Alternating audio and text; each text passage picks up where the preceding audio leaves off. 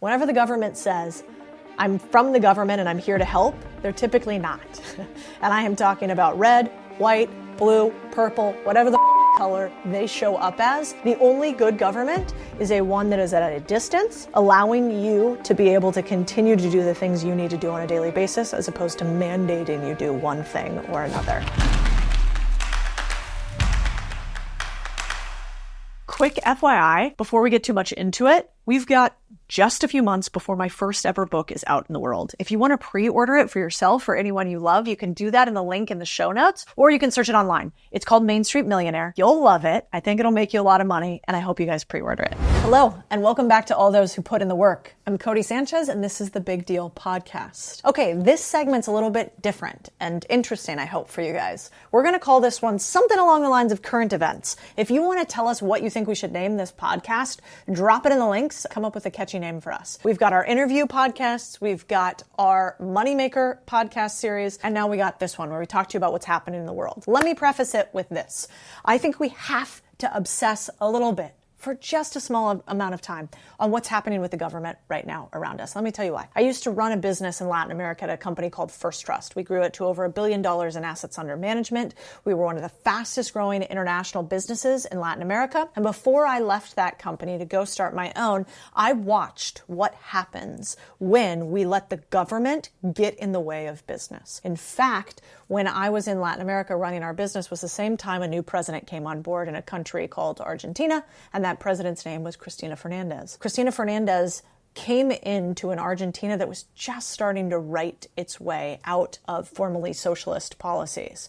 And Cristina Fernandez came in, and over the span of 3 to 6 months, she nationalized just about every business. She kicked people out of the country like me, who had financial companies where we were helping people who knew that the Argentinian dollar there at the time was really volatile. So even now, if you go to Argentina, you don't go to a bank to exchange your currency, you go to the black market because you get a much better rate, and oftentimes they run out of dollars in the banks in Argentina. And that is because they've had really poor management by the government. So my business was all around Latin America. And in the span of the night, Cristina Fernandez made my business illegal, which was just allowing them to invest in international exchange-traded funds, mutual funds, things we think of as normal, because she wanted to keep all the money in Argentina. She wanted to lock down all of production, and she wanted to own everything. And because of that, the economy cratered overnight. And some of my friends who own businesses there had them taken away. And we had a mass exodus from Argentina, and the country has never really recovered. And I watched that. And so now when people say, Codie, stay in your lane, don't talk about the government, I don't talk about Republicans or Democrats. I think they're largely the same in many ways. I talk about the fact that we have to protect our own freedoms, and that I will do everything I humanly can to fight for each one of you to be your own sovereign and to be in charge, and to have no big brother or big government tell you what you can and can't do. You don't need it. I think that you are more competent than most people who wear a little flag lapel on their pin and try to tell you that they're here to protect you. And so today I thought we got to look at something that's a little crazy, which is what's happening with government spending. And I want to break that down, but I wanted to tell you why.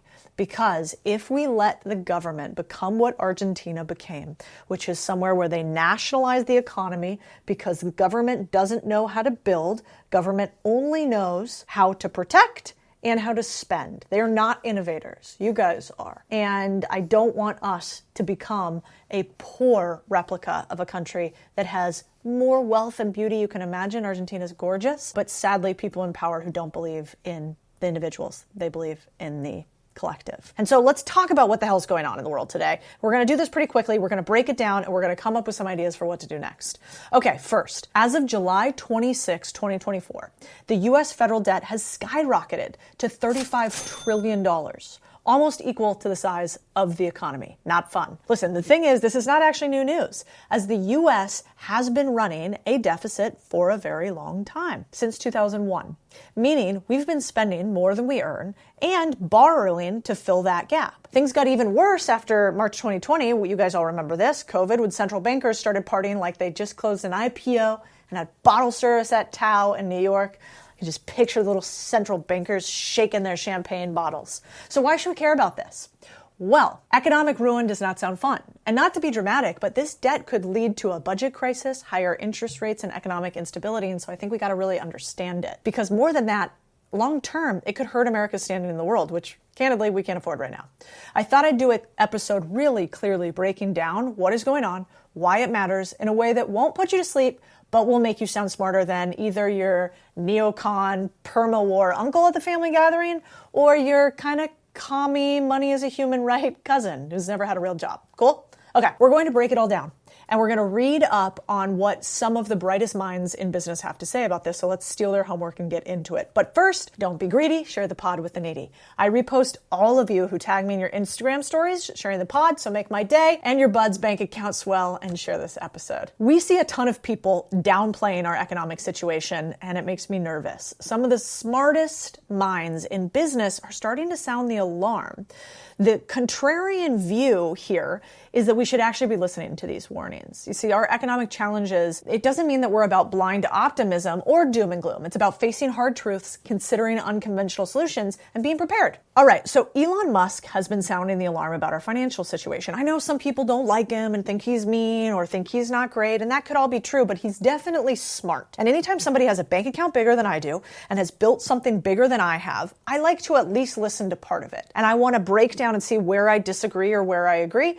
But with a guy like this, it's worth seeing what his brain is thinking. So he said things like, the dollar will be worth nothing if the US doesn't do something about its national debt, like this tweet right here. And he's basically talking about the fact that this tweet talks about interest payments on US national debt will shatter 1.1 trillion this year, eating 76% of all income taxes collected. And I think whether you like the guy or not, he's pretty much a legend. And so let's quantify him before I use a few more takes from him and a few more of his research.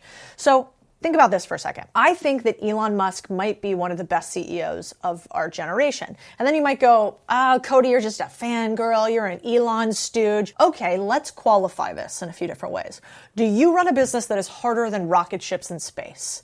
No, you probably don't. No, I fucking don't either. Okay, well, he does that business. And not only does he do that business, get this stat, 60% of all satellites in Earth's orbit are now from Starlink. 60%. Look at this image, which basically shows of the 10,036 satellites in the Earth's orbit, Starlink has 6,800 of them. How about from this perspective? The US will launch like 159 rockets this year. SpaceX has already launched 84.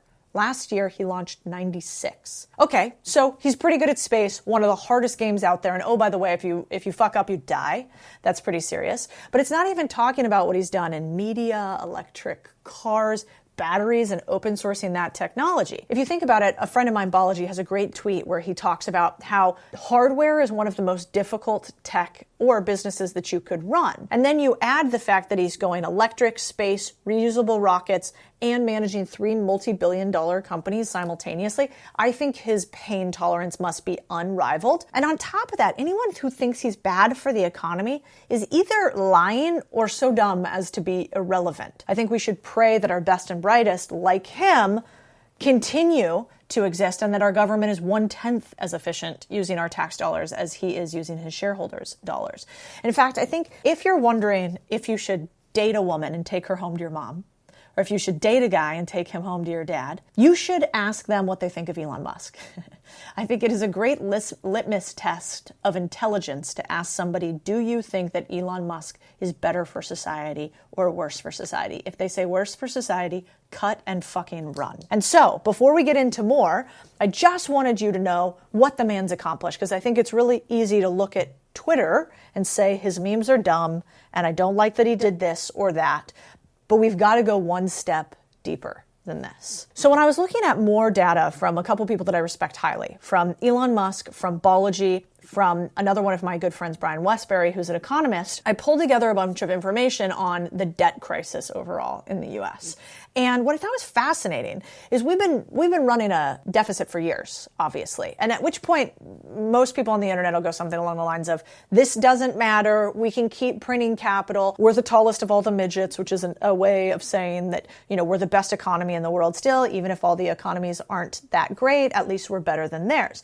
But there's a couple things that are different than at any time. One is, look at rising interest costs. I mean, the government is spending more and more just to pay interest on the debt. This is becoming one of the largest expenses in the federal budget, which you can see right here looking at this slide. And then look at social programs at risk, like Social Security, Medicare. They could run out of money in the next decade, leaving millions of Americans without critical support. I think if you also want to have a litmus test of an intelligent person, the next question should be, can we continue to have social programs structured the way that we do? Or should they be need-based? Because at some point we won't be able to have an input like this for one generation to the next. In fact, Scott Galloway has an incredible TED Talk basically talking about how these programs are stealing from the youth to give to the next generation. And I think that is actually true. I think if you're a mom, a dad, a grandma, a grandpa, and you look at this data and you don't think that you are stealing from the youth to pay for your generation, you're not looking at the math very clearly. Now, the problem is that the government can't seem to do anything about this. Lawmakers don't want to fix it. It's very unpopular. But why? Because voters are not young people. Voters are middle-aged to older. And so it's human nature. We vote in our self-interest, and those who are older are going to continue to vote these programs on.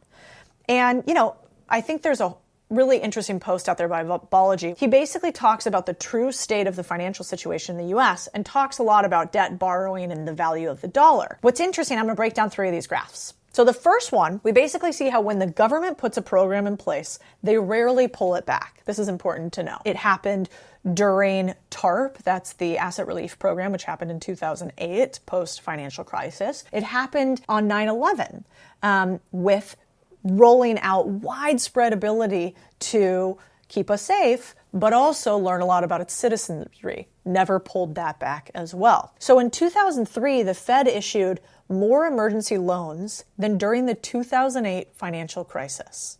Think about that for a second. If you look at this graph, you can see it's like, 5x more emergency loans in 2023 than 2008. If you guys weren't around in the workplace in 2008, it was bad. I was actually at Goldman in 2009, 2010, which was the worst part of the crisis. 2008 is when it started. You saw the first trickle from Lehman Brothers, and like a game of dominoes, you basically saw one bank fall after bank fall after bank fall. And in 2009 and 2010 is when Goldman really got it. And we had to go in front of the Senate and give a bunch of commentary about what had happened in the financial crisis. So what is scary to me is remembering what happened in 2008. If we are anywhere near that in 2023 to 2024, it's scary. If we are 4 to 5 times that by the federal government, I'm actually not sure how to quantify that. Then if we look at it from this level, all right, so emergency loans, not great. Maybe that's not that big of a deal. Well, let's look at borrowing levels. The U.S. is borrowing more now than during the COVID-19 pandemic, with interest rates around 5%.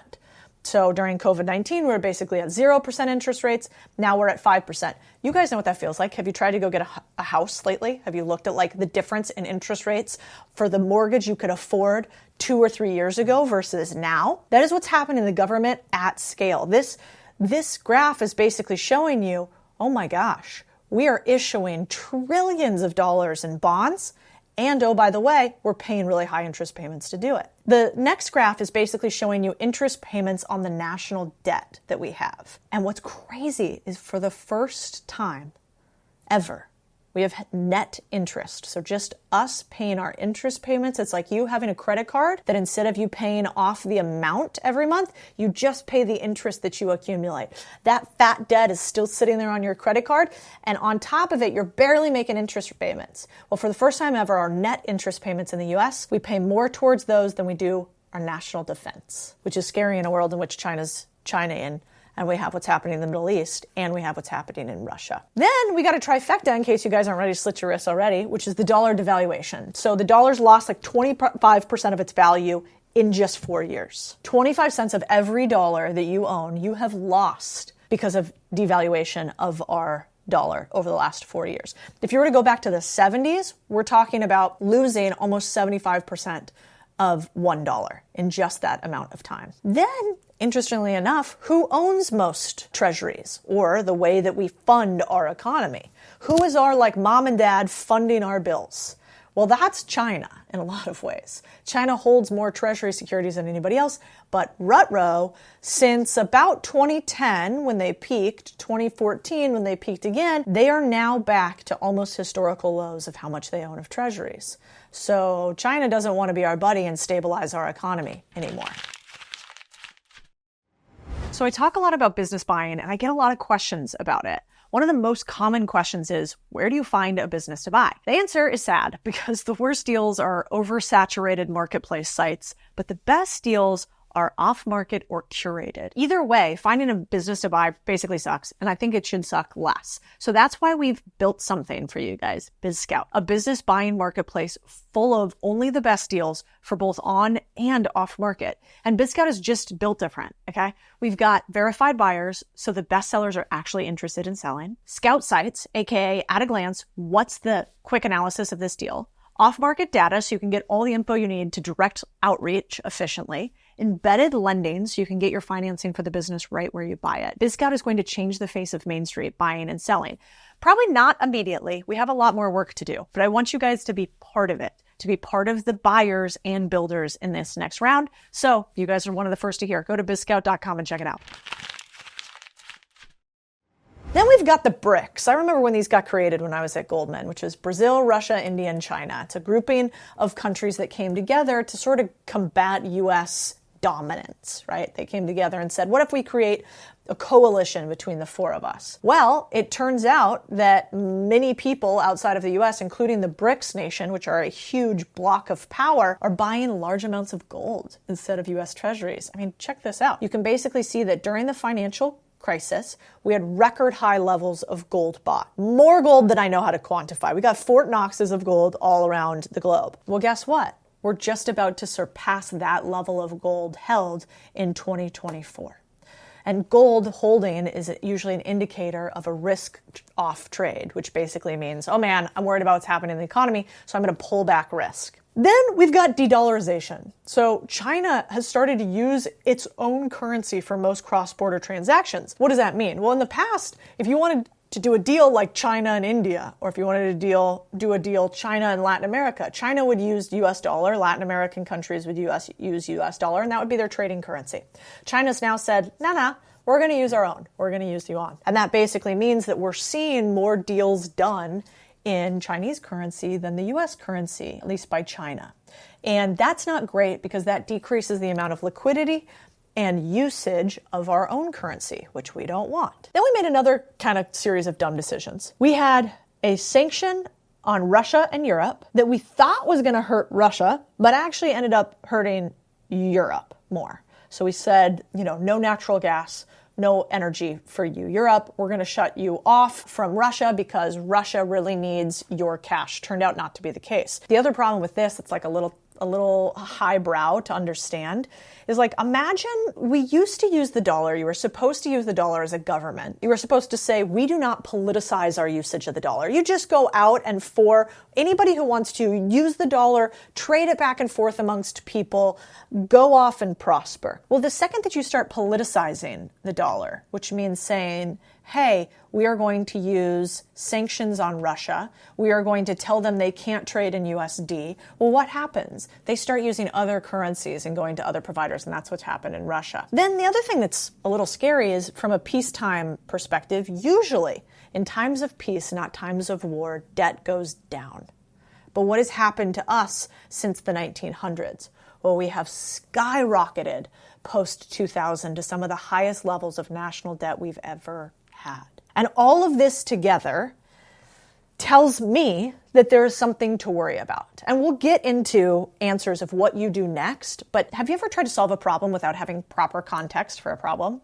Have you ever started to sit down and think, how do I fix my business? It's not working. How do I fix my relationship? It's not working. Well, if you go to fix your relationship and you're like, you know what I'm going to do? I'm going to love language the shit out of them. I'm going to buy her so many flowers and gifts and presents and outings. And you don't actually understand why your wife is upset is because she just wants quality time with you and you to listen to her more and you to be kinder to her. She doesn't want fancy things. She doesn't want flowers. If you don't understand the situation you're in, you can't actually fix it. So I think one of the most important parts of this podcast is to understand what's going on in our world around us so that we can fix it and we can prepare for it properly. So what's interesting is, according to my friend Balaji, who is the CTO of Coinbase, one of the smartest men I know, and did this famous tweet right here, I just burned 1 million to tell you that they're printing trillions. His point here was, I'm concerned about the chance of a crisis. And so Balaji thinks there's a 10% chance of a crisis happening soon, a 70% chance in the next 2 years, which is scary, because he's very smart. Now, what does that look like? If you look back at history,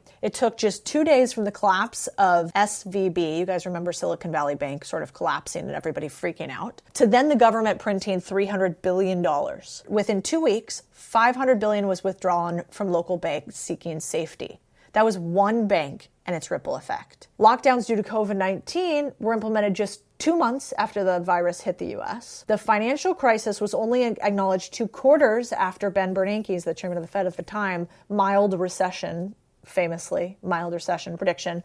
And then, Balaji says, the USSR transitioned from a superpower to collapse in just 2 years. And so his point here is multi-pronged, which is we have major issues all across our economy, which means that you guys need to learn how to become asset holders more and more. We need to learn how to become asset holders, because if we add on top of this the commercial real estate crisis that I think is happening all around us, you guys have seen it. You travel around to different parts of your city here in Austin, Texas. If you were to drive any street with eyes to see, you would see vacant commercial centers. Why would that happen? Somebody owns those. Why would they just be sitting there empty? Well, they're sitting there empty because in order for them to sell it, they'd have to mark down their portfolio, which means that they'd have to say, we told you investors this was worth $100, it's actually worth $20. And because of that, they're going to have a ripple effect through their entire portfolio. It's also why they aren't leasing those things out.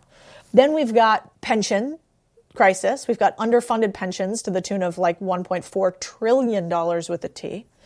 We've got auto loans rising in their default rate, which means people not about to pay them. I think that's also at risk. We've also got record high credit card debt. So $930 billion in credit card debt in the US. This is a all-time high. And then we've got more people moving away from the dollar. So we've got some serious issues here in this country, which is why I impress upon all of us to really think about how do we get to financial freedom and protect ourselves from an environment in which we have global uncertainty that we've probably never seen before. I think maybe the only place that's worse off in some degrees is Europe, because they're literally playing a game of 1984 between the government instituting that somebody could get jailed because of what they tweet or put on Facebook is something that I never thought I'd see in my lifetime. All right, let's get into some wild and crazy stuff now that we're talking about 1984 in Europe, because why not? Crazy idea.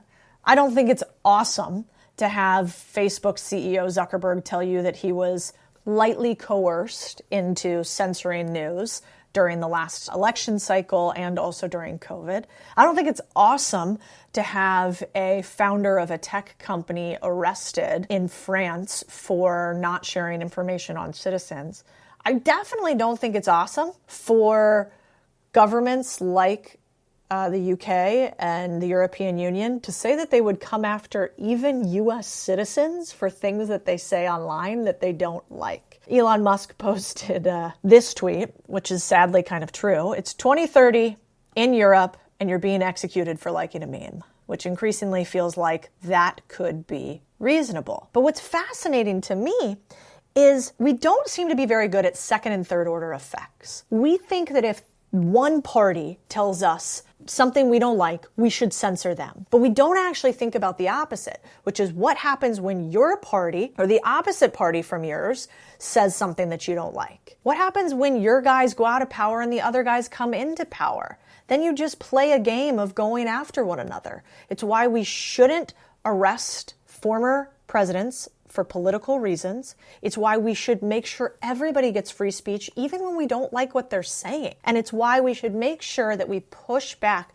on censorship anywhere we can. And yet, for some reason, this has become non-normalized. It's become okay for people to say that you shouldn't be allowed to talk. Stay in your lane. You're not an expert. Motherfucker, no. I'm an expert as an American in the First Amendment, which is that we have the right to free speech. And I do not think we should allow anybody to push back on that. Now, I got to read this next thing to you because let's go back to Argentina and Venezuela, where I had a business before. So if you've never been to Venezuela, you probably didn't know that if you wanted to buy a chicken, this is how much money you would need, or about 14 million bolivars, which is their version of a dollar. That would be the equivalent to $2.22 USD. 14 million bolivar? to $2.22. Now, how did it happen where in Venezuela, their currency became worth so little that they make purses out of it like this on the street? Like literally you can have a purse made entirely of dollar bills. You know how that started? Price controls. 2 words that sound awesome and actually are not, which is probably why that quote is true, that the road to hell is paved with good intentions. It just sounds so good. I go to the grocery store and I see the prices of groceries today and I get pissed. I'm like, why do I have to pay $20 for this fancy organic XYZ? The problem is that we don't want the government to set anything. And let me explain and I'm not going after one candidate or another. I won't even say who said this idea about price controls. All I will say is, if you want a masterclass in price controls, go look at Venezuela and Argentina and see how it worked out for them. Spoiler, not great. So, I want to read you a tweet from a friend of mine. We should just listen to what he has to say about it. This is a friend of mine, Robert, who is the CFO of a company. He's saying people need to stop overreacting about X's plan to reduce food inflation, as it would lead to communism, mass starvation, and the end of America. He's like, come on, I worked in M&A in the food industry. Here's a step-by-step summary of what would actually happen. Step 1, the government announces that grocery retailers aren't allowed to raise prices. Grocery stores, which operate on 1 to 2 net margins, can't survive if their suppliers raise prices. So the government announces that food producers, next line, also aren't allowed to raise prices. Okay, well, not all grocery stores are created equal, so stores in lower income areas make less money than high income ones, right? Because these aren't able to cover their overhead, grocery chains start to shut down. So that means we have food deserts in rural areas, in low income urban areas. That becomes even worse. Meanwhile, margins for food producers going down. Their primary costs, ingredients, energy, and labor, aren't fixed, and they have shrinking profits. So, number 5, grocery stores, which have finite shelf space, start to repurpose their stores, those that didn't have to shut down, to sell more non-price controlled items. So your local Kroger or Safeway starts to look and feel more like a Walmart. Food producers then stop making products with lower margins. No eggs or milk or bread because they can't make any money on it, so their businesses are starting to die. So then they compete on things like payment terms and how long you can pay for something. Then small grocery chains start to shut down entirely, so whole chains, or they get sold to larger chains like Kroger. In addition, not being able to cover the fixed costs, a major reason is because they can't secure delivery of products due to producers prioritizing sales to larger customers and those that might stay in business because they have to float sometimes the customer payment. So the smaller food producers, which typically sell via distributors rather than right to the grocery stores, they go out of business because these producers have an additional step in their value chain. So they actually have higher costs because you're a smaller guy. As supply chains break down, lines start to form outside grocery stores every morning. Now, cities assign police officers to patrol store parking lots, and food producers draft contingency plans to assign armed escorts to delivery trucks. Step 10, the federal government announces a program to issue block grants for states to purchase and operate shuttered grocery stores, because government's here to help. The USDA also seizes closed down production facilities because you're not allowed to close down. 11, the government announces that prices for all key food costs, corn, wheat, cattle, energy, are now fixed to stop profiteers, in air quotes, from gouging the now government-operated food industry. 12, shockingly, the government struggles to operate one of the most complex industries on the planet. The entire food supply chain starts imploding. What happens next? Communism, mass starvation, and the end of America quickly ensue. Hey, wait a second. And you have to laugh at this slightly, except that it's a tale as old as time. I had a friend who ran, I kid you not, a distributor for Mercedes-Benz in Argentina. And when Cristina Fernandez came in and took over the government, they nationalized his business and they mandated he produced coffee. This motherfucker knew nothing about coffee, but they could export coffee. And she no longer wanted to allow imports of Mercedes-Benz. So what happened? He tried for a while before the business went under because he had no idea what he was doing. That is the problem with when we try to have the government as big brother taking care of anything. And this is where some people go, well, some price controls are great. And you're right. Some price controls are necessary so profiteers do not gouge the American public. Like, for instance, you could say, what about pharma? What about those fuckers in pharma just charging us $1 million for everything? And you'd be right in some ways. For instance, U.S. drug prices are roughly 3x higher than prices anywhere else. And yet, we account for roughly a third up to 60% of the revenue of US pharma companies. In some places, price controls are intelligent. Like, for instance, we should be thoughtful about life-saving drugs and trying to make sure that we have price controls so people can have access to them and there doesn't become a massive amount of profiteering. But the problem becomes when we think that something that works on the edges works across the board. And that is the truth of what's happening right now in the US. So the truth of the matter is, we got some work to do. But I think what you need to realize listening to all of this is that your ability to earn is really focused on two things. That is your willingness to continue to do what it takes and your ability to pick the right market for you. That market increasingly is something that you have to think about when it comes to federal and regulatory oversight. Lots of people these days like to play in online businesses, for instance. They like to play in businesses that seem a little bit sexier. But guess what? In a market in which we're coming into a recession, in which things might get harder, you are probably going to be happier with a plumbing company that everybody needs, as opposed to a gaming company online, as opposed to starting that e-commerce store that you saw with some one-off widget that nobody really actually needs. When times get tough, there's always a way to make money, but some ways are a lot harder than others. If you guys think we should do an entire episode on what to do in order to make money and continue to persevere in a down market when we have a recession, if the market continues to get more difficult, let me know and we will do that on one of these next podcasts. But in the meantime, remember this. Whenever the government says, I'm from the government and I'm here to help, they're typically not. And I am talking about red, white, blue, purple, whatever the fuck color they show up as. The only good government is one that is at a distance, allowing you to be able to continue to do the things you need to do on a daily basis, as opposed to mandating you do one thing or another. And that is a hill I will die on. All right, if you guys thought this was useful and an interesting way to break down some of the stuff that we're talking about so you can be more intelligent in conversations where people want to get emotional about politics and economics as opposed to being rational about it, let me know in the comments. We're going to maybe do more of these current events because I think in a world so crazy, we've got to know what's going on so we know what's coming. See you next time.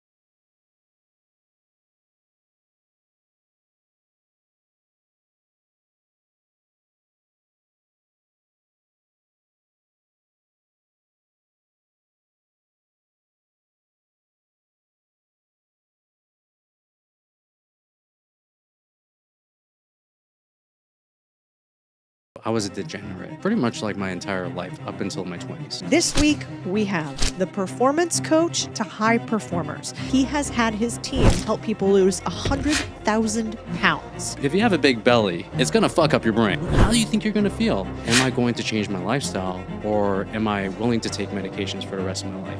Ora Ring is not going to like this podcast. Okay, so my whole thing about these trackers, It's a really good point, actually. there's no free lunch out there. If you are metabolically healthy, you are less likely to be controlled. You can have 1,000 problems in life until you have a health problem. What's gonna happen if you don't take care of yourself?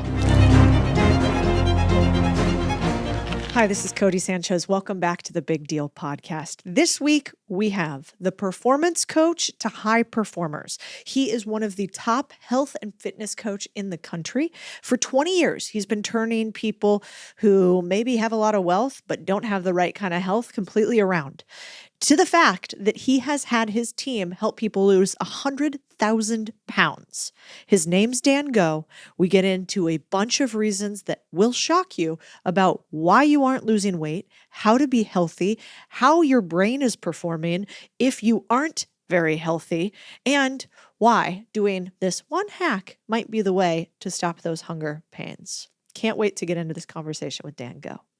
And I have something for all of you business owners. It is a grading system to see if your business could be sold for the max dollar right now, or if you are actually operating in an F business. We use this proprietary quiz that we honed with thousands of owners to help you figure out where your business is at. Go to the link in bio to learn about Dominium and to get access to your free grade. And you can tell me in the comments what grade your business has. So this line I was obsessed with the other week on your Twitter. It totally changed my perspective on how to think about health. And the line was this: "I'd die for my family," in quotes. Okay. Would you lift 3 times a week, eat a nutrient-dense diet, fix your sleep habits, walk 10,000 steps, and stop drinking so much alcohol for them? Tell me about that quote. Dying to me is easy. Living is way much harder. It takes way more effort. And I remember talking to an entrepreneur about this, and he was like, "Oh yeah, man, like every parent would say, is like, I would die for my family." And I was like, "Okay, cool. Let's juxtapose this. So let's just say like your daughter is on the other side of a bridge, and you're on the other side, and the bridge is going to explode unless you lift 3 times a week, unless you do the things that we're asking to do nutrition wise, unless you fix your sleep, and also give up alcohol. Are you willing to do this?" He's like, "Do I have to do the alcohol bit?" And I'm just like, "Dude, your daughter's on the other side." And he's like, "Yeah, I'll do it." And the thing to me is just the fact that it is so easy to say, "Oh yeah, I'll die for this, I'll die for that." But the effort of living, the effort of actually going to the gym 3 times a week, the effort of controlling the foods that go into your mouth, the effort of actually putting yourself to sleep every single day for 8 hours a day, that is much harder. That is way more effort than just saying I'm willing to take a bullet for someone. So I feel like a lot of people would be willing to die, but not a lot of people would be willing to live for their kids. It's actually fascinating. When did you first notice that? I noticed that when my first daughter came out. Mm. And when my first daughter came out, I was like, I am willing to do everything for you. Mm. And I am willing to run through walls. I'm willing to build whatever you want me to build. I'm willing to do everything. And something that not a lot of people know is that I had my first kid when I was like 40 years old. That's old in like traditional sense. And for me, it was just like, okay, well, I'm 40 years old. I'm having my first kid. I want to be here as long as I can be for her. And that means I want to live till like I'm 110, 120, 130, if that is at all possible. I want to be there as long as I can. So I have to look at myself. I have to look at my own health and be like, okay, so what am I doing? This is the reason why I'm getting more into longevity. This is the reason why I'm doing my blood work 6 months or every 6 months. This is the reason why I'm doing DEXA scans. It's because I want to make sure that I am lining myself as much as I can to be there as long as possible for her. Yeah.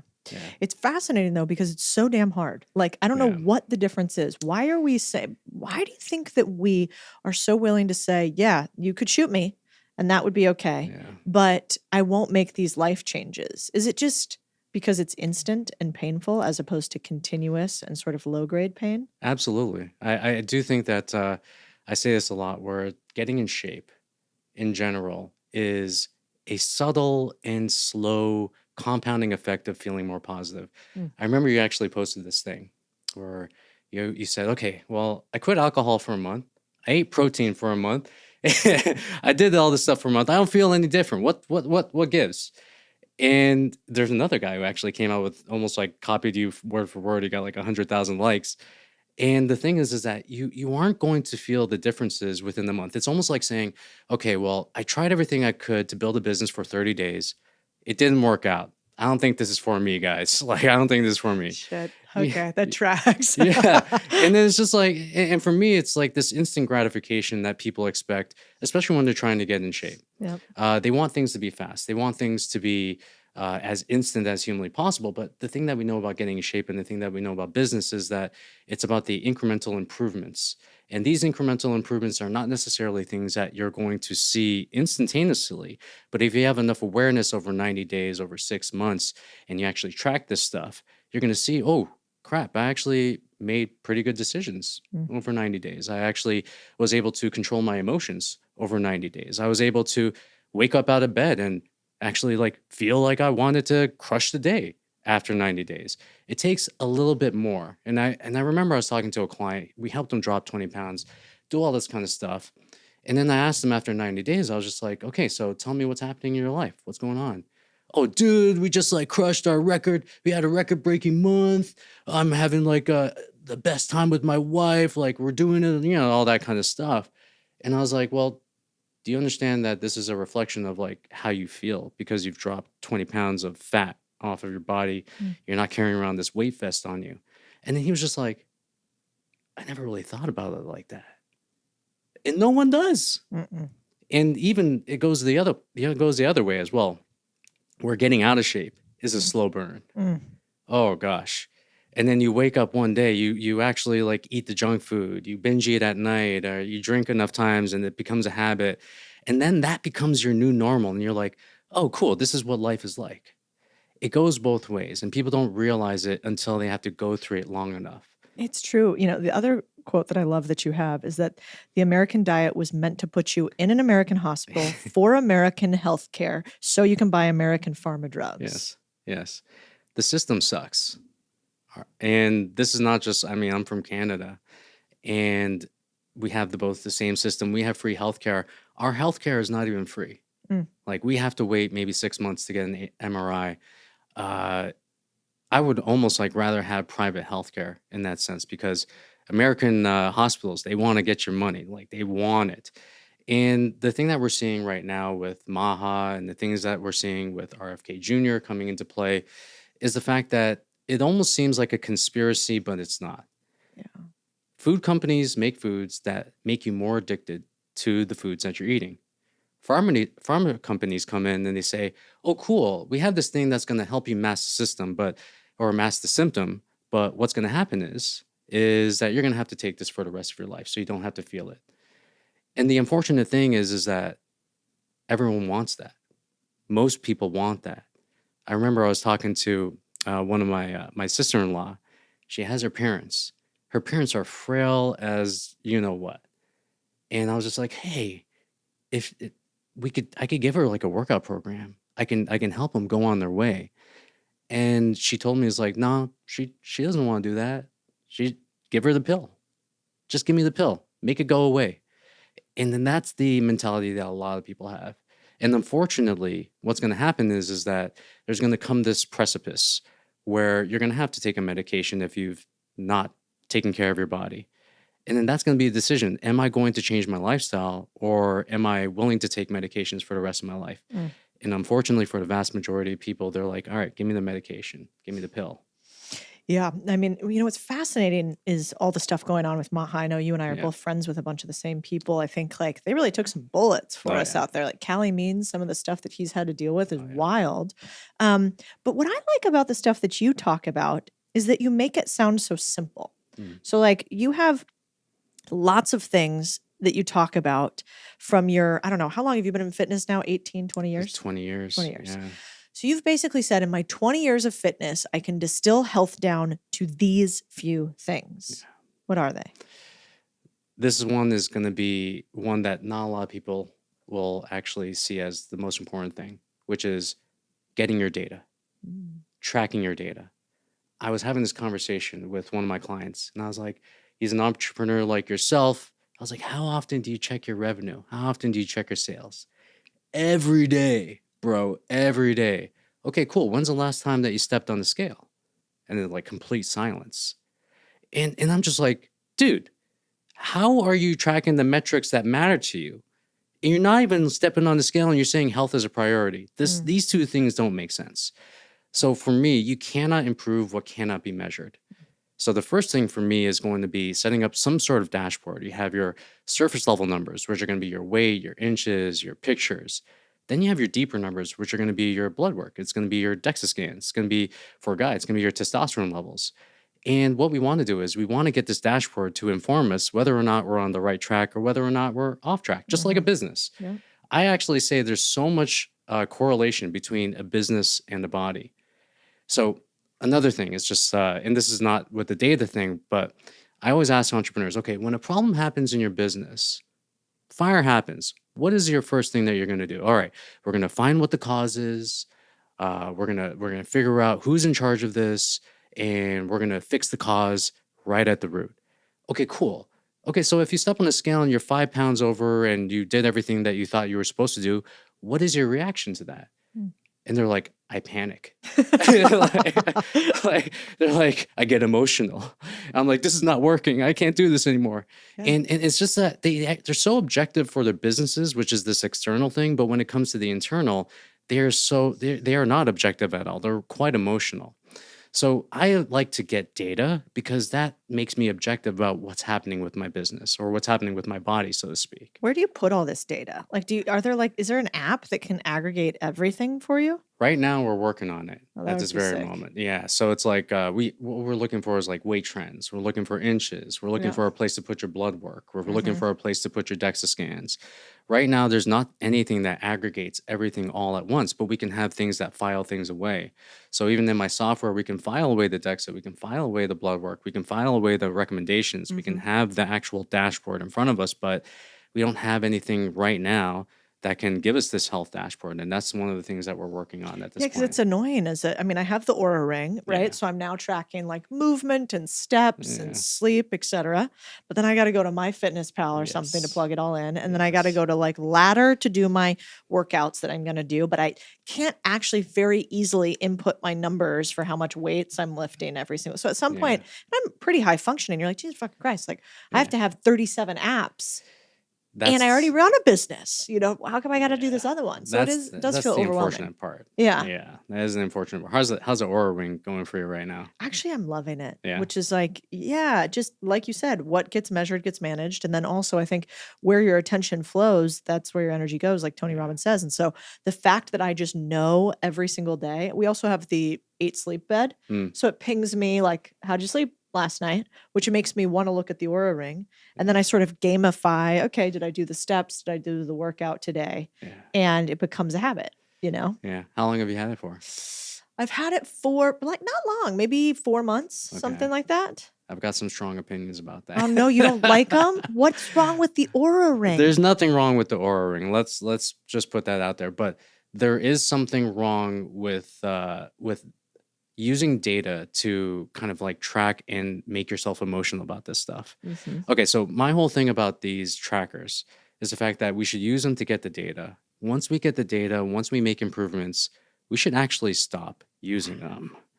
And I say for every single one of the people, should I get an Aura Ring? Should I get a Whoop? Or whatever it is. I'm actually saying like you should get it for probably like 6 months to a year. Yeah. You should make the improvements that you should make, and everyone's different. So you can test out magnesium glycinate, you can test out mouth taping, all this kind of stuff for your sleep and recovery and whatnot. Once you get that data, once you make the improvements, once you know your average score is at like 85, 90 for like sleep or whatever, get rid of it. And the reason I say that is because when you actually get a bad score, and these sleep trackers are not necessarily most accurate. So let's just say you get a bad score.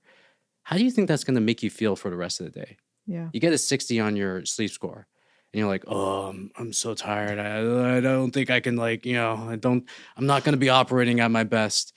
Or let's just say you get a low recovery score, which is like what they give you, even though you're feeling fucking amazing. How do you think you're going to feel? It's going to give you this cognitive dissonance. Yeah. So for me, it's like, yes, use it to get the data, but eventually over time, you're going to have to take away the safety blanket and trust like the behaviors that you're doing and not have something to actually tell you, okay, you're doing great. You have high energy. You can go get after it.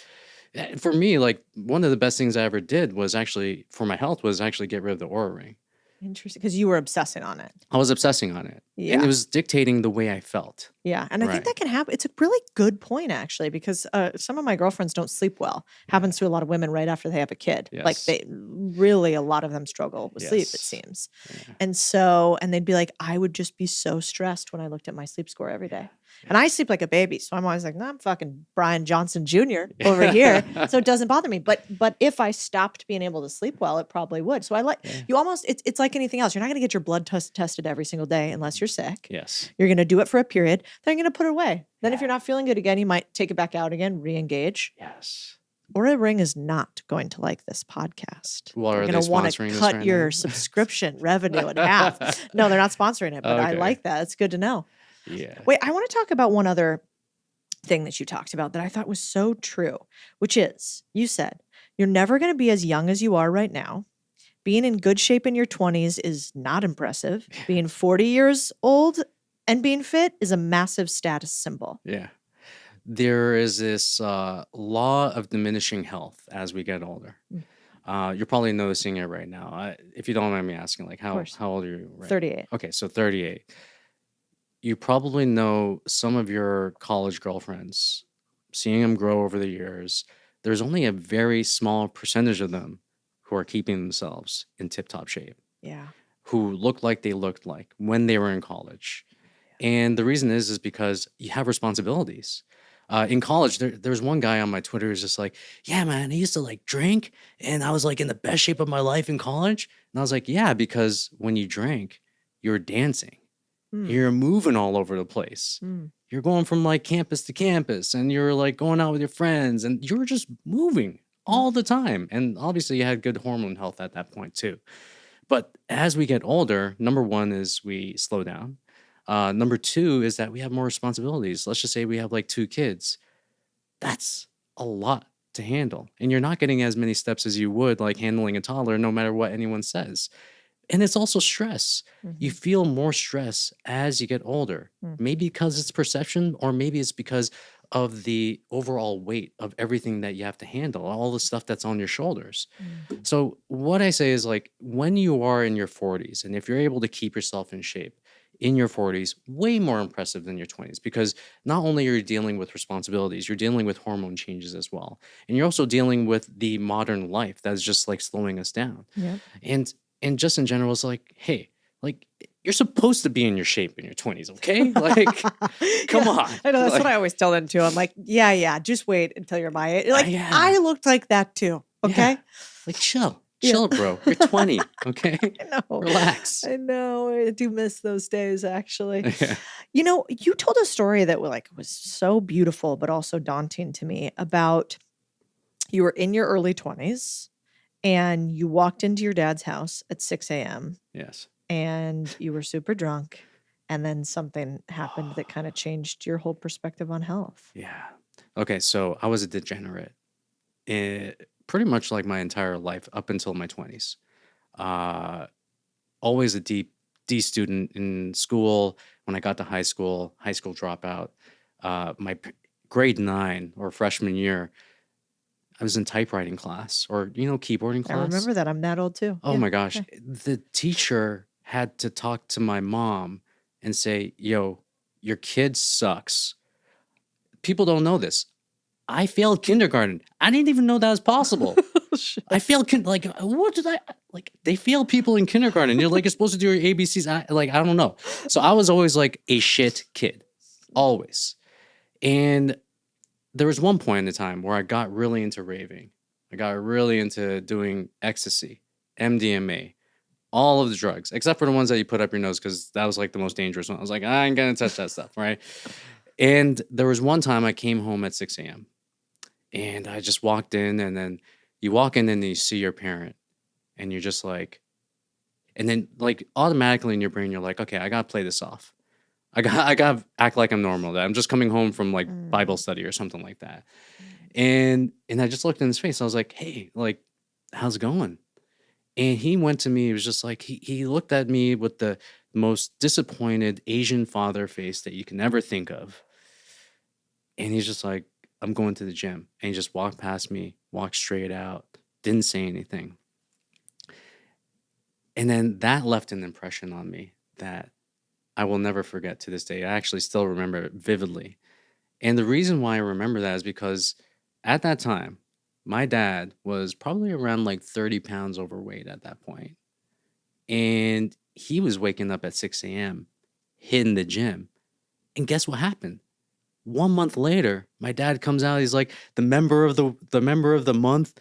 He went to the gym like 30 days a week or whatever, or 30 days, like 30 days straight. They gave him like a free month pass. He actually gave it to my brother. He was like, my brother's like, nah, I'm good. Here, give it to little Dan. Gave it to me, and I was just like, because of that impression I had of my dad, I was like, hey, maybe this gym thing can be a little bit cool. At worst, I will see hot women. At best, I will get myself in shape. So I ended up taking the gym pass, walking to the gym every single day. I was doing nothing at that time, like absolutely nothing, just playing video games, partying. But in the afternoons, I had a lot of time, so I went to the gym. And then, lo and behold, maybe like 2 or 3 weeks into it, I end up putting on my pant, putting on my belt, and then I just like cinch it in like one more notch, and I'm just like, yo, this is nuts. If this happens with me not even like caring about my nutrition, like what happens if I go longer? And then that was like when you get results, that's when you become like just obsessed with the gym. And at that point in time, I didn't realize it, but I was changing my brain. So I wasn't even exercising. And then the time that I brought like exercise into my life, it was starting to just like change my thoughts. I was starting to go from being this negative dude, oh yeah, woe is me, to being like, hey, like I can pretty much like do things, I can take action. And it was almost like the, what do they call it? The entry level drug for self-improvement for me. And then from there, I never looked back. Pretty much like I ended up quitting a corporate job that I hated, started becoming a personal trainer because I was so into fitness, started to be obsessed about fat loss. And then all of this, like I got myself $15,000 out of debt, getting out of credit card debt, all that, like it just was the lead domino to so many amazing things in my life. And I will never forget it. And I just blame my dad for it. He's the reason why I'm doing what I'm doing right now. It is weird to think about you as a non-positive guy. Like I almost do not have I can't imagine that frame for you, just as long as I've been following you on the internet and we've been chatting back and forth. So that's pretty wild. Yeah. So when you were talking to, some of your clients, and you've helped thousands of people lose more than 100,000 pounds of fat, right? Over the last however many years. Hell yeah. Is that the first, like, what's the first thing you tell somebody who is like, I am fat and I'm miserable and I don't know if I'm going to be able to do this? I will not even tell them anything. I will ask them why. That's the biggest question. Why is this happening? So I'll track back. So one of the things that we do inside of our practice, inside of our coaching practice, is we do this thing called the theory of constraints. This is something that we all know in business, and we want to find out what is the reason why you are doing this. What is the root cause? And I remember talking to one of my clients, and he was just like, he had a problem with binge eating at night specifically. And I was like, okay, cool. Like, why do you do that? I don't know. I just have cravings. I don't know why I do that. And to me, I'm just like, you have to like peel the onion a lot, right? And there's always like a physiological reason and there's a psychological reason. So his physiological reason was he wasn't getting enough nutrients, wasn't eating breakfast, all this kind of stuff. But the psychological reason is the one that makes the actual constraint fixed. So we kept on asking him, why? Why? Kept on asking him. He's like, Dan, shut the fuck up. Like, I don't know. And I'm just like, just stay with me here for a second. What happened was he realized that when he was a kid, he actually had two sisters. When he was a kid, his mom put so much attention on his two sisters, neglected the fuck out of him. So for him, what he did was he went into the kitchen every single night. He had to cope with these feelings that he was going through. The only way he could cope was opening up the fridge and eating whatever was in the freezer, whatever was inside the fridge, and making that actually numb the thing that he was feeling. So I never tell people, this is what you should do. Oh, you should do that. You should. I actually say, I want to get down to the root of why you behave the way that you behave. If we can actually just bring awareness around why you are the way that you are, awareness to me is a precursor of change. If you shine a light, then that's going to be the best disinfectant. So the next time he goes and binge eats at night and whatever it is, at least he knows why he's doing it, as opposed to most people who are just subconsciously just doing it because they're trying to numb something, right? So I'm always asking why. I'm never telling people what to do. That's wild. I've never thought about that. Yeah. So we almost start with the psychological. And then you can say, okay, it actually makes sense though, because it's not like this stuff is that complex. Like Yes. you have another one that I love that I remind myself of. It's like, all right, all of the information that I've learned about fitness can be distilled into this formula. Walk daily, drink water, be in nature, eat nutrient-dense foods, follow circadian rhythms, strength train 3 to 4x a week, get 7 to 8 hours of good sleep. Your brain and body will change for the better when you do this consistently. Not rocket science, really. No, it's not rocket science, but why are we not doing it?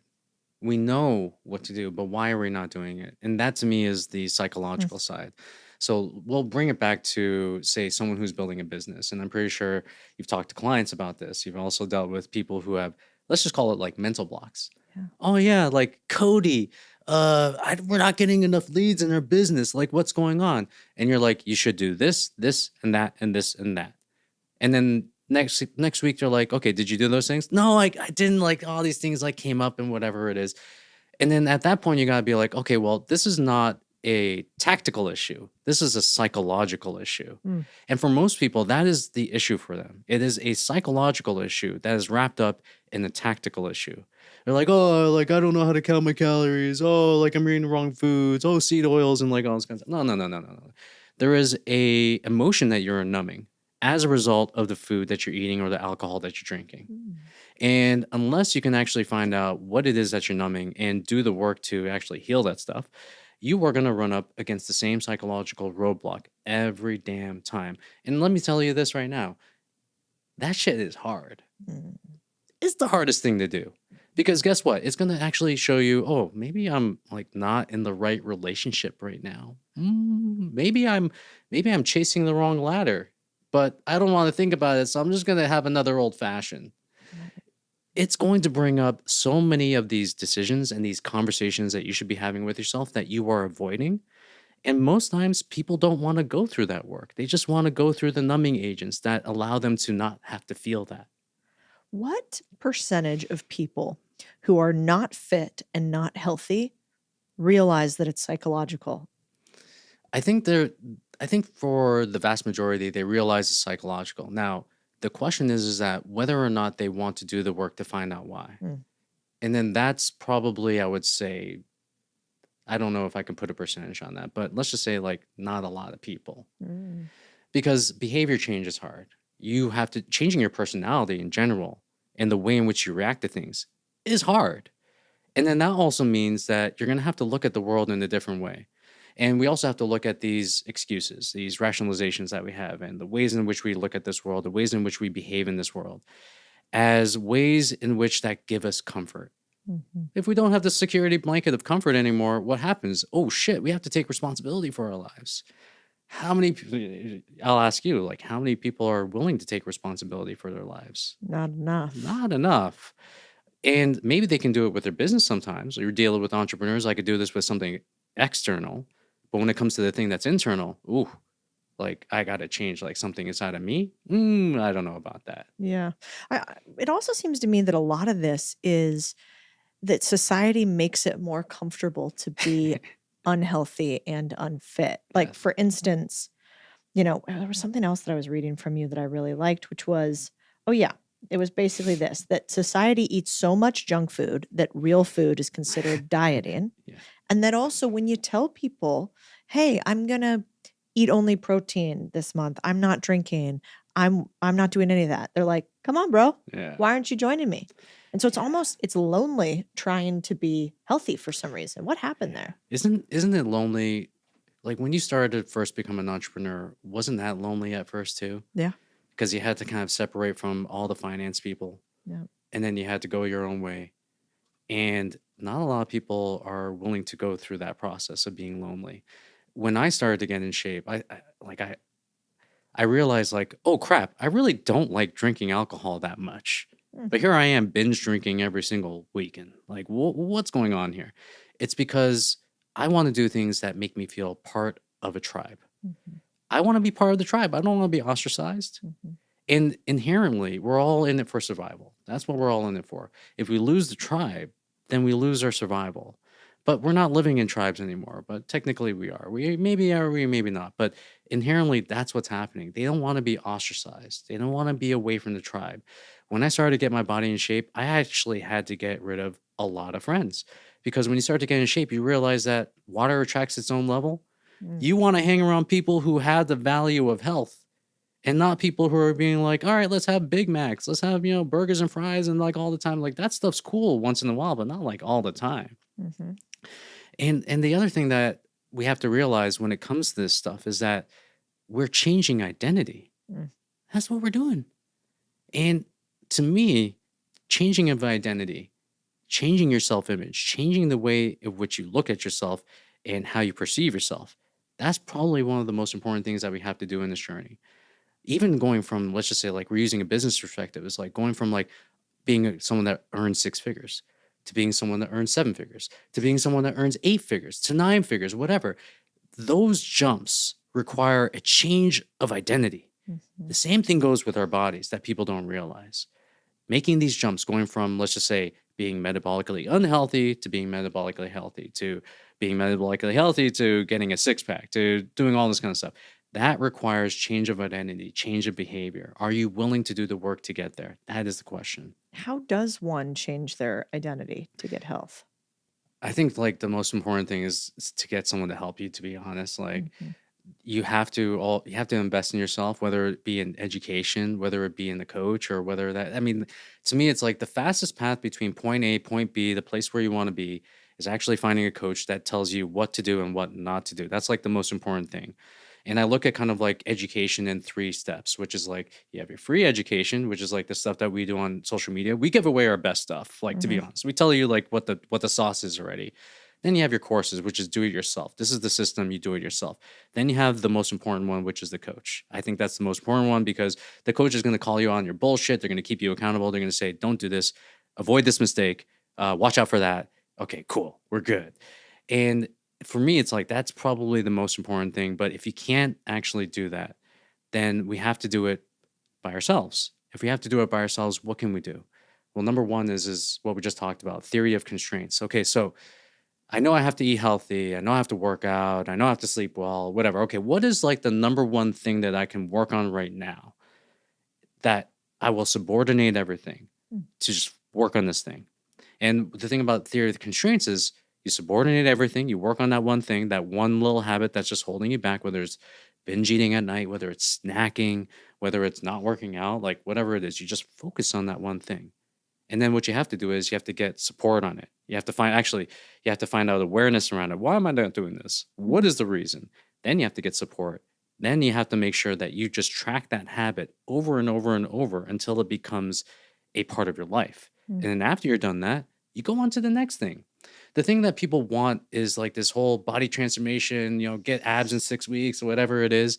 But the reality of the matter is that getting into the best health of your life is about incremental changes that you're making over the course of a year, 2 years, even sometimes like 3 years. And one thing that I always ask my clients, because a lot of clients just come to me, they want to lose weight. Cool. All right. And I'm just like, okay, cool. Like, hey, John, how long did it take you to gain this weight? And be like, yeah, ever since I started my business 5 years, I just like started gaining weight, and I just haven't like everything else in my life is great, but this part I just can't get a handle on. Cool. How long are you giving yourself to lose this weight? He's like, 6 weeks. I'm like, what? Like, dude. And so I have this mantra that I try to impart to my clients. It's just like, as long as it takes. If it takes a year, cool. If it takes even like a year and a half, cool. But what you're doing is when you give yourself an elongated time horizon to do this, you're giving yourself the chance to make mistakes. You're giving yourself the chance to find out things that work for you. You're giving yourself the chance to fall on your face and to know what that looks like, to step on a scale and to see that, hey, I'm doing everything I can, but the weight's still going up. Like, what's happening? It gives yourself the ability to actually create that objectiveness around your body, as opposed to the emotionality that a lot of people bring to it. Yeah. What do you think are some, I hate to use the word hacks here. What's a better way to ask this question? Sometimes I think when you understand a framework can accelerate your path to success. Yes. Because you're like, all right, I see a highway that I can drive down. There's like this framework we've already existed on. If I drive on a highway, I go faster than if I drive on a back street. Like, we just know that this one moves faster than the other. Mhm. You have one framework, which I really liked, to determine if you're actually hungry or if you're eating for some other reason, Mhm. which was called the apple test. Yes. And hunger is like a huge thing, especially for people who are trying to get lean. It's like hunger's going to pop up, right? Like, you can't do anything about it, especially if you're in a caloric deficit. So, but a lot of times, like, we have to understand there's like 3 levels of hunger. There's like hormonal hunger, which is like leptin, ghrelin. They're popping up and saying, hey, what's up? Like, we're kind of fucked up right here, but we want to eat a little bit.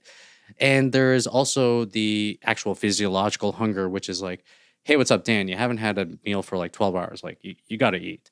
And then you have what is called hedonic hunger, which is like, am I hungry because I'm bored, or am I hungry because I'm actually hungry? And then this is where the apple test comes in. So the thing about apples is that they're 68% water, they are nutrient dense, and not a lot. I'm going to say like the vast majority of people do not crave apples or eating apples whatsoever. So I say, eat the apple. See what happens. Wait 20 minutes. Keep yourself busy. Are you going to be hungry afterwards? If you're still hungry, then maybe you actually are hungry, right? If you're not hungry, then you just saved yourself maybe 500 to 1,000 calories of like eating whatever junk food that's around you. So I like to have protocols. For me, systems is everything. Like, if I'm running a successful business, I need to have systems. If I'm running a successful body, I need to have systems. And I think that the main thing that people are missing are these protocols and systems in their lives when these things pop up. How much of your clientele is starting to use things like Ozempic now? And do you like, and I use Ozempic because it's the easier word for everybody to know, sure. but what do you think about Ozempic? Should we be using it? I think for people who are morbidly obese, absolutely. Just being morbidly obese and having way too much weight on your body, then you are going to benefit from not having that much weight on your body. For someone who has like 20 or 30 pounds to lose, who's kind of like looking at it as like this, hey, hack that I can use just to like help myself lose the 20 to 30 pounds, I'm going to say you should probably chill out a little bit and kind of give yourself a little bit more discernment, because the thing that we're realizing about these drugs is the fact that, hey, when you get off of it, guess what's going to happen to the hunger? It's going to come back. These are almost like forever drugs, so to speak. You're going to have to take them for pretty much, I would say, like the rest of your life. Also, the thing that we're realizing is that people are using this as like a hack to lose weight. They're actually burning off the thing that is the longevity organ of your body, which is muscle. Like, I've seen people go on Ozempic and not eat high protein, not do resistance training. And then we're starting to see that people are coming up with osteoporosis. Starting to see people lose a shit ton of lean mass. Do you know what happens to your metabolism when you lose a lot of lean mass? And yes, you want to eat high protein. Yes, you want to do resistance training, but a lot of people are using this as like this quick fix just to lose a lot of weight. The percentage of people who are inside of our program who want to use these drugs or are on these drugs is zero. Absolute zero. But I'll tell you this, we're working with entrepreneurs, executives, professionals, high fucking achievers. So when it comes to the high achiever, it doesn't mean that they're not going to use Ozempic, especially if they're morbidly obese. That's not what I'm saying. What I am saying is that most of the times these guys are willing to do the hard work. Yeah. And they're willing to do the work it takes to discipline themselves, to actually follow a program. And Ozempic is like the last resort for them. For them, the first resort is like, hey, let's get our behaviors fixed. So I actually did have one client who was on Ozempic, did great, but we had an escape plan. We created an escape plan for Ozempic because we knew that the hunger was going to come back. We knew that he was going to start to feel uncontrollable cravings. What was the escape plan? Oh, the escape plan was, hey, like you and I are going to talk on the phone every single day. We're going to track like exactly what's going into your body. We're going to make sure that you're eating enough fiber. We're going to make sure you're still eating enough protein. We're going to make sure that you're not going to stress yourself out with like long endurance cardio or anything like that. We're just going to walk. And then what we're going to do is we're going to have to go through what I call the struggle bus period. The struggle bus period is like the 3 to even 6 months where your hunger is going to be elevated as a result of getting off of Ozempic. So we just want to make sure there's an escape plan. Just like anything else with any medication, there has to be an escape plan for it. And then we have to actually keep them highly accountable to abiding by the escape plan. It's fascinating actually, because no doctors give you an escape plan for medicine. No. I mean, for cholesterol levels, you're just on cholesterol medicine for the rest of your life. Yes. Then you add whatever blood thinner you need on top of it. Then you add something else. And no part of that is a mandate for you to walk more and eat less. I feel like the health system is a system of learned helplessness where they will give you the medication. They'll be like, hey, you gotta walk, you gotta do all this kind of stuff. But really it's just like they will also, I would say, recommend you being on this medication. And I don't want to go through the whole like, oh, they're making money off it, they're not making money, whatever. The thing is that unfortunately people want this too. That's what people want. They actually want the magic pill. Yep. And they're willing to deal with the side effects as a result of taking this pill. To me, there's no free lunch out there. There's absolutely zero free lunch when it comes to any kind of medication, any kind of thing that you're putting into your body. For eating nutrient-dense foods, high protein, whatever, it's not a free lunch either. There's effort. Like that's the actual cost. For all this stuff, the free lunch is side effects. The free lunch is having to be on this stuff for the rest of your life. Whatever this stuff is going to cost you for the rest of your life. And when I go back and I'm just like, hey, you really should hit the gym like 3 times a week and work out with weights. They're like, do I really have to? Like, I just want to take this pill. And I feel like it's a lot of doctors catch a lot of flack for recommending these drugs, but the unfortunate thing is that it is the consumer that actually is asking for this stuff. Notwithstanding the shitty things that are happening with like pharma advertising, all the advertising that's happening with pharma that actually pushes this stuff and psyops people into wanting to take this stuff. That shit is fucking, I will say that's like evil. Yeah, I right? agree. So agree. it's a confluence of a lot of things, and I try not to blame doctors for this kind of stuff, but again, everyone is complicit. Yeah, we're all a product of our environment too. One of the things that I think is really interesting about you is all these high performers that you work with. Yeah. And you talk a lot about the connection between the body and increased cognition in your brain. What have you found with high performers, and if they get their body more healthy, what happens to their brain? They make more money. That's number one.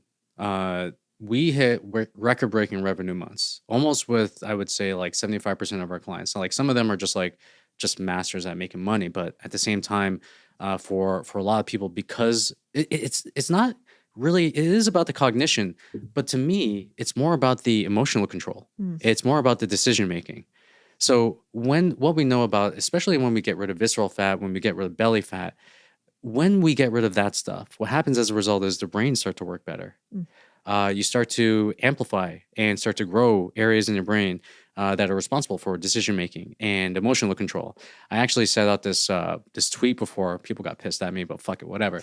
It's just like if you have a big belly, it's gonna fuck up your brain, bar none. Okay, Interesting. like it is. And then people are like, no, it's not true and whatever. I was like, just Google this, bro. Just Google this. Like, I don't have to tell you what the evidence is. Like, we all know this stuff. This is all just basic. But why is that? And visceral fat is explain visceral fat quickly. Visceral fat is the most dangerous fat that's on the body. We should not be aiming to have like absolute zero visceral fat on our bodies, but we should be aiming to have at least healthy amounts of visceral fat.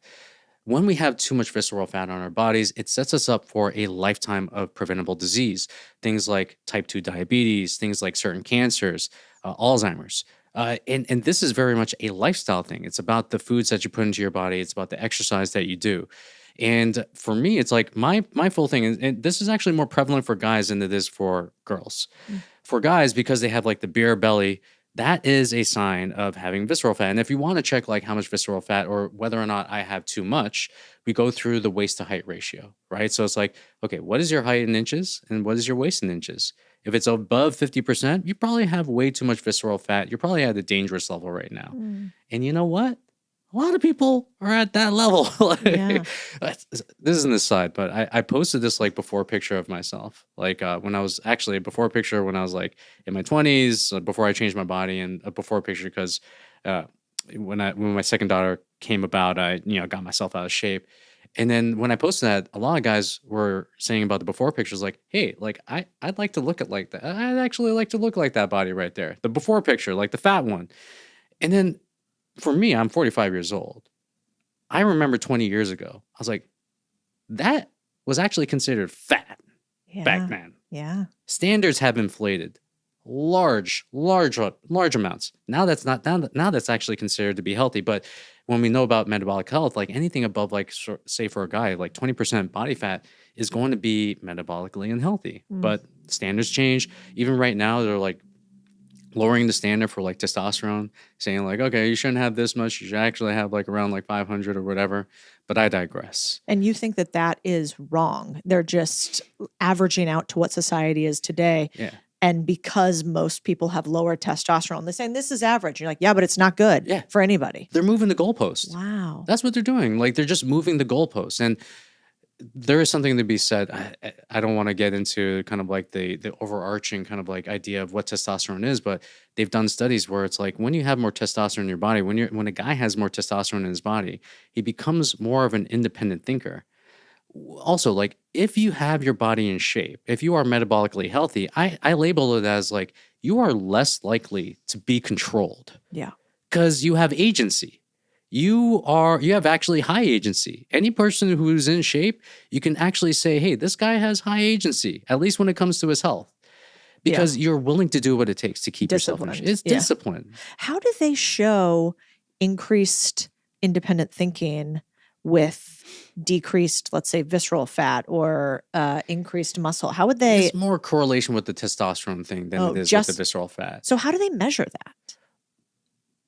I believe they have done correlation studies between the amount of times or the amount of testosterone people have on their bodies and the actual like studies or actually like stats that they would pull from like surveys. Interesting. But yeah, I will say find that it. We're gonna find it. Yeah, we'll link some in the it up. studies and see what we post find. It up. Yeah. I mean, it's interesting to think that now it makes sense to me that when you have less visceral fat, your body can just be more highly functioning. Yes. Is that why? So why would your brain grow new neural pathways and actually be more efficient just because you have less fat? What's the ideology there? It's about blood flow. Yeah. So when you have less blood flow going to the brain, what's going to happen is that all of the brain's energy or all of your body's energy is going to be diverted to the place that needs the most attention. And that is protecting your organs. And the thing that we know about visceral fat is the fact that where it's placed in the body is around your most important organs. It's around your heart, it's around your liver, it's around your pancreas, it's around your kidneys. So what's going to happen is that all the energy that would be diverted to giving yourself blood flow in the brain is going to be diverted into the place to keep you healthy or to keep you alive inside of visceral fat. And what we know is that when you have more visceral fat on your body, it actually leads to more shrinkage in the brain for the areas, I think it's the hippocampus, that has the responsibility of emotional control. Fascinating. I had no idea. Yeah. Well, I think, this is the other stuff that sort of normal now is to relegate health as something totally self-sufficient from wealth. We Mm, say, yeah, well, I'm wealthy because I have a lot of money. Are you, if mm, you're also not healthy? I mean, you have a line that is so beautiful that I go back to a lot, which is that you can have 1,000 problems in life until you have a health problem. Then you only have one. yeah. That is so real. And yet we chase these dollar signs and we go after them because money does equal freedom. But damn, Yeah. if I got cancer right now, the rest kind of doesn't matter. Well, let's hope that doesn't happen. That's for Yeah. sure. And I liken this to something that's small. So when I played basketball, I remember one time I sprained my ankle. If you ever have you ever sprained your ankle before? Yeah. And then you know that walking on your ankle, the only thing that you want in life is just to walk normally at that point. Yep. That's all you want. Because when you're walking with a sprained ankle, you're like, oh, you're hobbling and all this kind of stuff. And that's something small. Let's bring it to something that's a little bit bigger. Say something like cancer. That puts things into perspective. I remember when I was 24 years old and being a complete degenerate, we got this call from my dad. And he was like, we were in Toronto or we were in Ontario. He's like, you got to come to Niagara. Your mom's in the hospital. You got to come here quick because we don't know if she's going to make it. And we're like, what the fuck? Like, we thought our mom was the healthiest person on the planet. We zip down there and then we go through this 6-month ordeal of just dealing with the hospital, being in ICU, all this kind of stuff until we ultimately lose our mom. We ultimately lose mom, the most important person in my life. And obviously, when you lose your mom, you're depressed, you're grieving. And I remember at that point in time, nothing else mattered. My friends didn't matter, how much money I would have made, or all these like dreams and like of like whatever. It didn't fucking matter. The only thing that mattered was I wanted my mom to be back in my life. And let's like bring it to someone who's maybe a parent. What's going to happen if you don't take care of yourself? Okay, let's extrapolate this. So, number one, okay, like God forbid we get a disease. Then you're kind of making your family suffer as a result of the fact that you didn't take care of yourself when you could have. And then now they have to take care of you. And now you're being a burden to your family. Let's extrapolate this even further. Let's just say that you can hit the gym 3 times a week. You're just too lazy to do it. Okay, like when you're 80 years old, you're going to have your kids look after you. You're not going to be independent. They're going to be worrying about you all the freaking time, unless they're like going to throw you in the nursing home, which is even worse. So my whole thing is, and I've said this before, where it's like, part of the reason I get in shape is, and keeping my body shape is so I don't become a burden to my family. You know? Do you think that are there studies and data that says that if you are healthy, you have a decreased chance of having dementia? Absolutely. I mean, I can't pull those studies, right off the bat, but to me, there is the genetic component of having dementia or having Alzheimer's. And then there's also the epigenetic component where you have the ability to transform your genes through your lifestyle, through the foods that you eat, through the exercise that you do. A lot of people are like, "Oh yeah, like I'm stuck with this gene or I don't have like good genetics or whatever." But the thing is that you can actually change your genes through epigenetics, through kind of like your behaviors, through what you do right now. And the really cool thing that we're learning is that this can be generational. So let's just say like you're overweight, you get yourself in shape, and then you end up having a kid. And you end up kind of like kicking the can, 90 years old, whatever it is, like you're gone. You don't realize that you just passed down your in shape genes to that kid. You also don't realize that you left an imprint on how you took care of your body on that kid.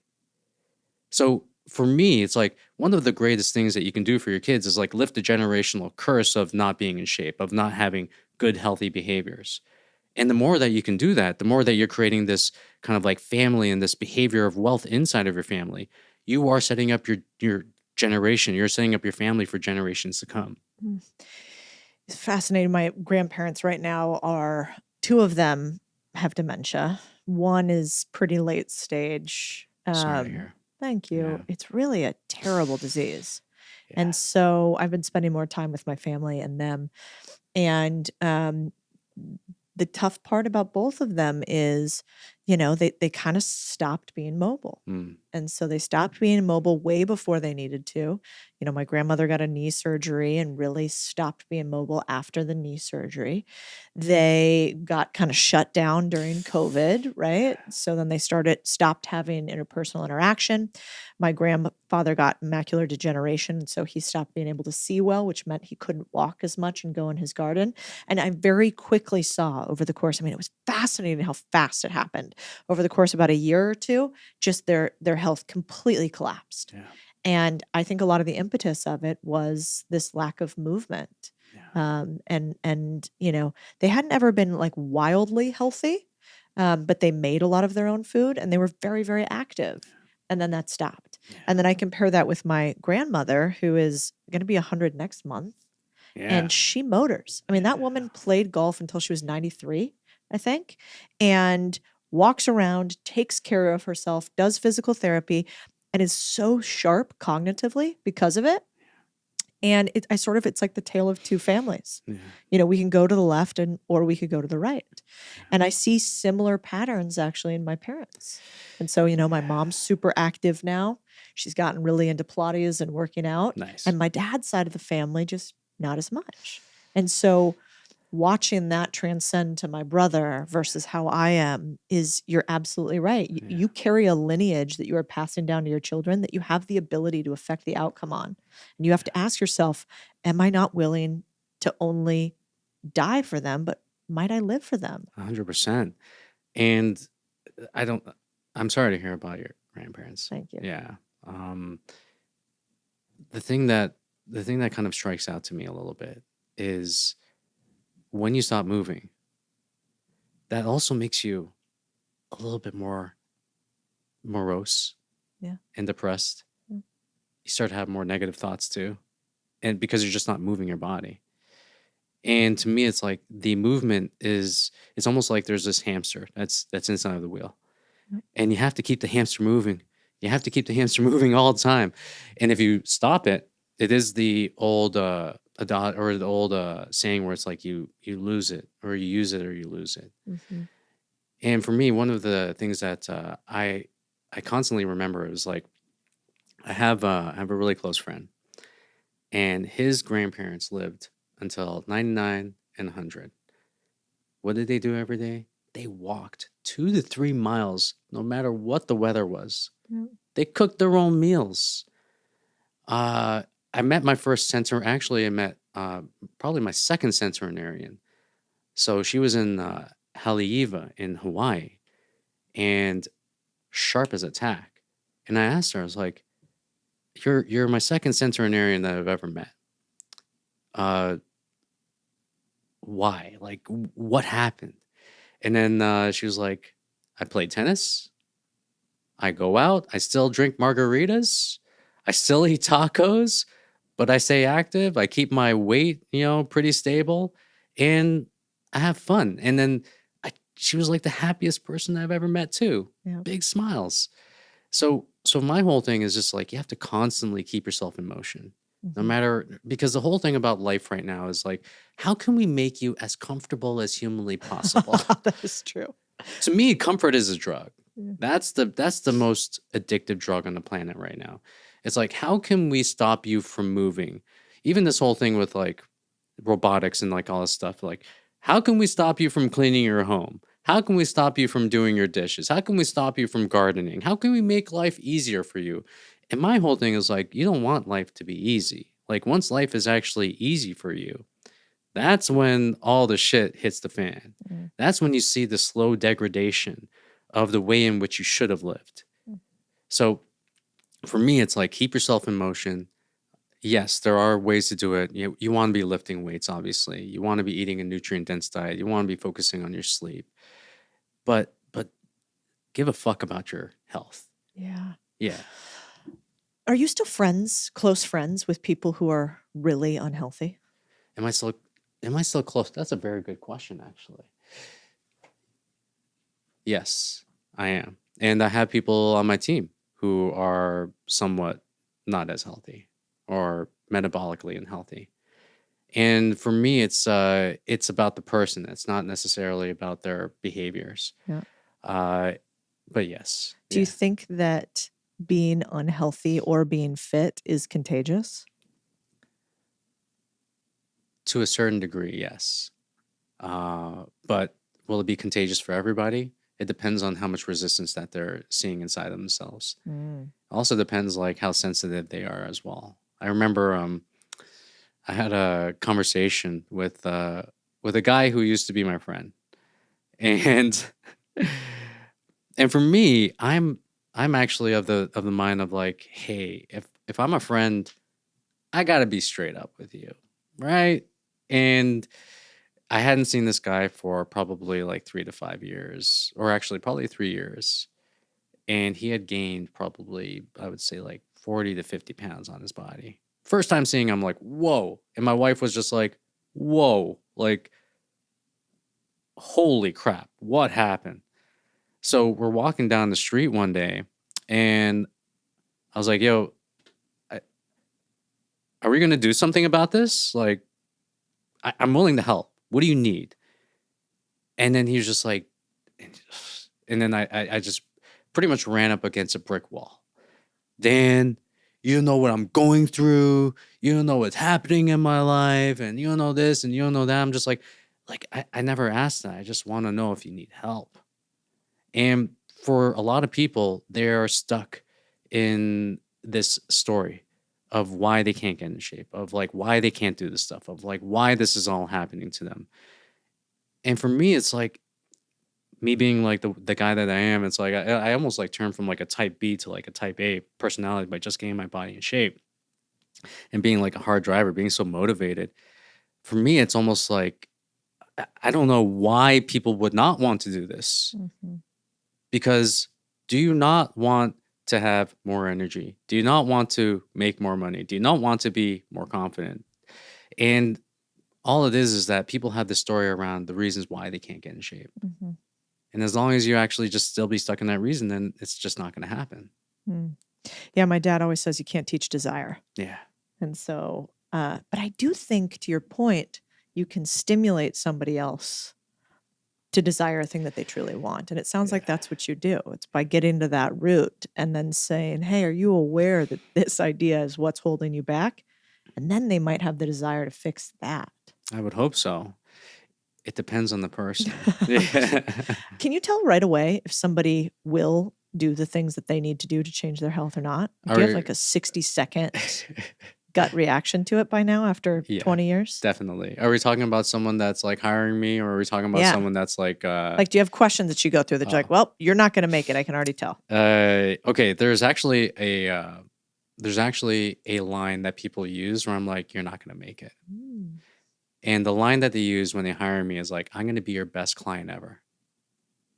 That's a red flag. That's the red flag. Wow. Because to me, and I'm like, cool, I would love for you to be my best client ever. I'd love for you to have like a before and after.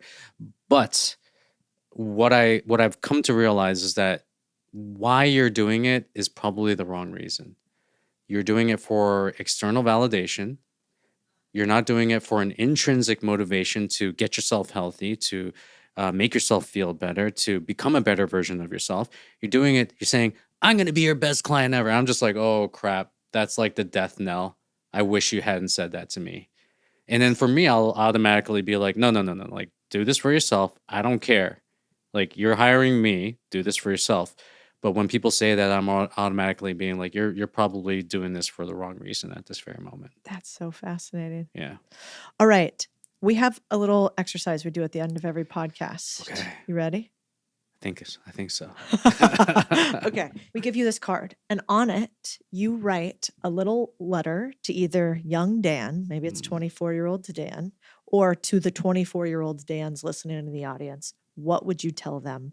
And then you can choose to read whatever you want from that letter afterwards on the podcast. Oh, man. So we're going to just give you a few minutes. We'll step out. Okay. And then you think about it. We'll come right back. And this is a message to 24-year-old Dan. Yeah. Okay. Oh, my gosh. So what do you want to read to us that you would tell young Dan? Oh, man. All right. Dear Dan, first off, let's get this out of the way. I love you. I love you regardless if you're a degenerate or a multi-millionaire. But let's be straight up. Right now, you're not living up to your full potential.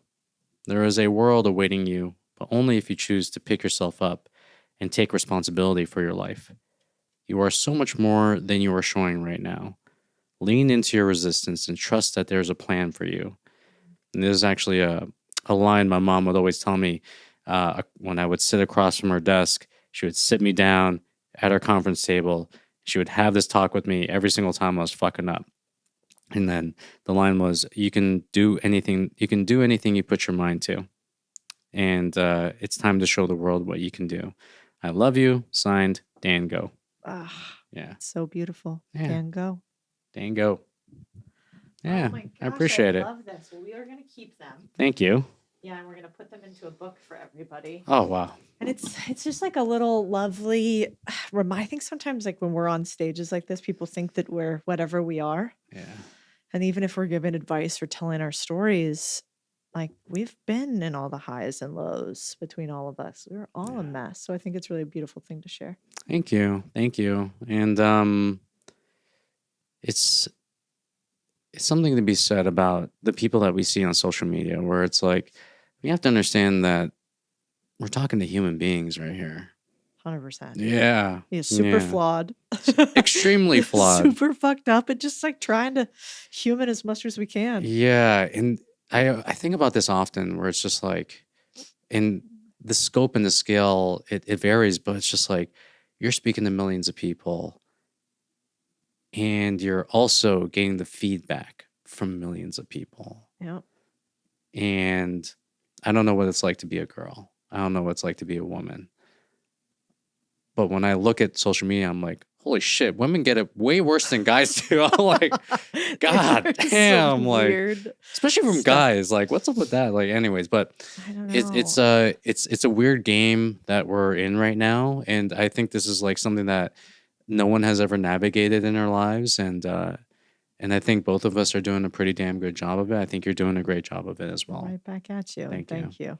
Yeah. Yeah. Well, it's always good. You know what really helps me is like meeting other people that are online, not for the cloud or for, it's like to text you and Sawhill and some of my other friends when stuff's going sideways and going, hey, did I do something wrong here? Yeah. Or is this like being taken away? Yeah. You know, should I be changing? Am I presenting myself some way, or do I have to just like ignore the noise? And it's really helpful to have friends that'll tell you straight up, the truth. Yeah. It's one thing to hear from like your family and be like, hey, don't worry about it, whatever. But that's why this whole creator space, it's such a very intimate space. And a lot of us know each other. A lot of us actually meet each other in person.